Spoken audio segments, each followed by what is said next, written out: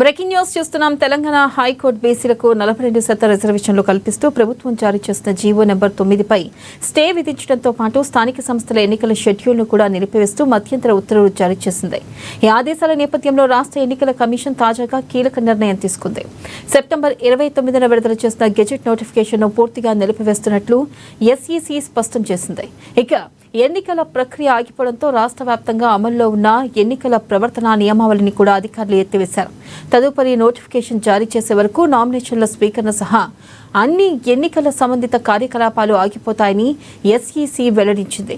High court ఈ అంశంపై తదుపరి విచారణను 6 వారాలకు వాయిదా వేసింది. ఈ నిర్ణయంతో స్థానిక సంస్థల్లో పోటీ చేయడానికి ప్రణాళికలు వేసుకున్న వేలాది మంది ఆశావాహులకు నిరాశ ఎదురైంది. ఇక ఎన్నికల కూడా ఉపసంహరణతో ప్రభుత్వం ఇప్పుడు అభివృద్ధి పనులు, సంక్షేమ పథకాల అమలుపై నియంత్రణలు లేకుండా ముందుకు వెళ్లవచ్చు అని స్పష్టం చేసింది.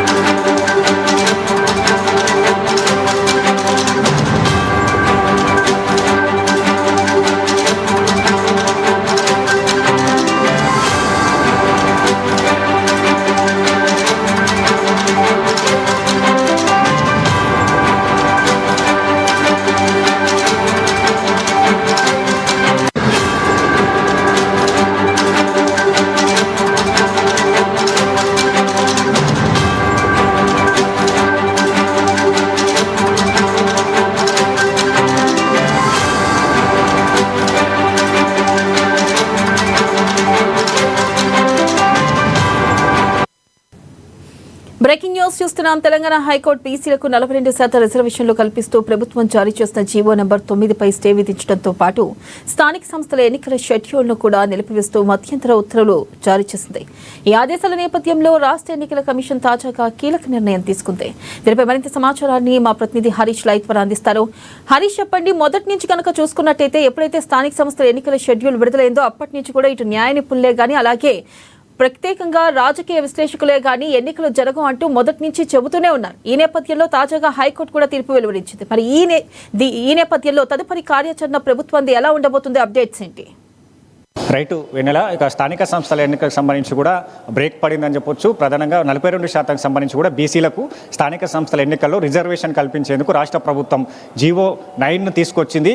దీనికి సంబంధించి కూడా హైకోర్టులో రిట్ పిటిషన్ వేయడం జరిగింది. రెడ్డి జాగృతి అధ్యక్షుడు మాధవరెడ్డికి సంబంధించి కూడా ఈ జీవో 9కి సంబంధించి కూడా స్టే విధించాలి, దీంట్లో లోటుపాట్లు ఉన్నాయి, సమగ్రంగా ఈ సర్వే జరగలేదు, సర్వేతో పాటుగా రిజర్వేషన్లకు సంబంధించి కూడా 50% ఆ క్యాప్కు సంబంధించి కూడా ఎత్తివేసేందుకు రాష్ట్ర ప్రభుత్వానికి ఏదైతే దానికి సంబంధించిన అర్హత లేదు, దానికి చట్టబద్ధంగా పార్లమెంట్లో ఇది చట్టబద్ధంగా జరగాలి, రిజర్వేషన్ల అంశానికి సంబంధించి కూడా స్టే విధించాలని కూడా ఆయన రిపిటేషన్ వేసిన దానిపైన సమగ్ర విచారణలు కూడా కొనసాగాయి. ఇక వాదోపవాదనలు కొనసాగిన నేపథ్యం కావచ్చు. ఒకవైపు రాష్ట్ర ప్రభుత్వం తరఫున అభిషేక్ సింఘి వాదనలు వినిపించాడు, నిన్న అడ్వకేట్ జనరల్ కూడా వాదనలు వినిపించిన నేపథ్యం ఉంది. అన్ని వాదనలు విన్న తర్వాత నిన్న హైకోర్టు దీనికి సంబంధించి కూడా స్టే విధించింది. 4 వారాల పాటుకు సంబంధించి కూడా రాష్ట్ర ప్రభుత్వానికి కౌంటర్ దాఖలు చేయాలని కూడా స్టే విధించింది. స్థానిక స్థానిక సంస్థల ఎన్నికలకు సంబంధించి కూడా 2 నెలల పాటు స్టే విధించిన నేపథ్యం అయితే కనిపించింది. మొత్తంగా 6 నెలలకు సంబంధించి కూడా ఈ స్టే కొనసాగుతున్నట్టుగా కూడా ప్రకటించిన నేపథ్యం ఉంది. ఇక స్థానిక సంస్థల ఎన్నికలకు సంబంధించి కూడా హైకోర్టు స్టే విధించడంతో ఎన్నికల కమిషన్ సైతం కూడా నిన్న ప్రకటన రిలీజ్ చేసింది.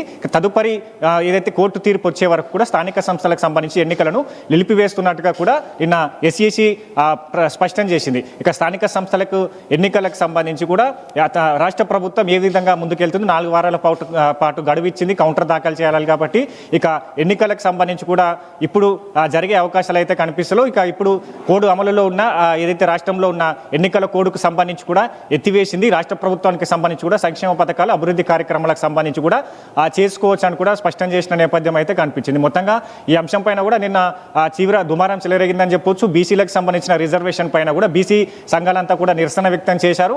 ఇక రాష్ట్ర ప్రభుత్వం ఏదైతే ఈ తొందరపాటు నిర్ణయాల వల్లనే ఈ రిజర్వేషన్ అంశానికి సంబంధించి కూడా హైకోర్టు స్టే విధించినట్టుగా కూడా వాళ్ళు ఏదైతే నిన్న విమర్శలు చేసిన పరిస్థితులు కనిపించినాయి. ఇక రాష్ట్ర ప్రభుత్వానికి సంబంధించి కూడా దీనిపైన క్లారిటీ ఇవ్వాలి, తదుపరి కార్యాచరణ ఏం తీసుకోబోతుంది, నెక్స్ట్ స్టెప్ ఏంటిది, ఇక రాష్ట్ర ప్రభుత్వానికి సంబంధించి కూడా స్ట్రాటజీని బయట పెట్టాలని కూడా నిన్న బీసీ సంఘాలు డిమాండ్ చేశాయి. ఈ అంశం పైన కూడా నిన్న డిప్యూటీ సీఎం బట్టి విక్రమార్క అలాగే పీసీసీ చీఫ్ మహేష్ కుమార్ గౌడ్ ఏదైతే స్పష్టం చేశారు. ఇక న్యాయ సలహాలు తీసుకుంటాం, ఏదైతే భవిష్యత్తు నెక్స్ట్ స్టెప్కి సంబంధించి కూడా సుప్రీంకోర్టుకు వెళ్లేందుకు కావచ్చు, పార్టీ పరంగా ఏదైనా నిర్ణయాన్ని తీసుకుంటే ఈ అన్ని అంశాలకు సంబంధించి కూడా సీఎం రేవంత్ రెడ్డితో చర్చించిన తర్వాత ఈ బీసీలకు సంబంధించిన రిజర్వేషన్ అంశం పైన కూడా ఒక స్పష్టత ఇస్తామని కూడా చెప్పిన. అంటే బీసీలకు సంబంధించి కూడా రిజర్వేషన్ ఇచ్చేందుకు కట్టుబడి ఉంది రాష్ట్ర ప్రభుత్వం.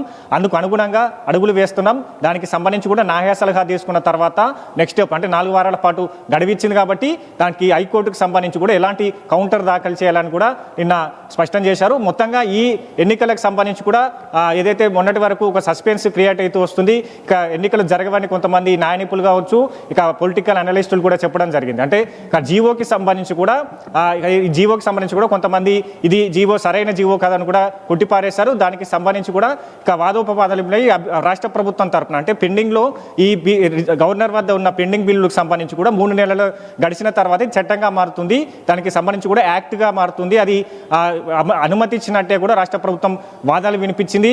హైకోర్టుకు సంబంధించి కూడా వాదనలు విన్నది, ఇంప్లిమెంట్ పిటిషన్కి సంబంధించిన వారి వాదనలు కూడా విన్నది, కౌంటర్ దాఖలు చేయాలని చెప్పింది. కాబట్టి ఎలాంటి కౌంటర్ దాఖలు చేస్తారు రాష్ట్ర ప్రభుత్వం తరపున.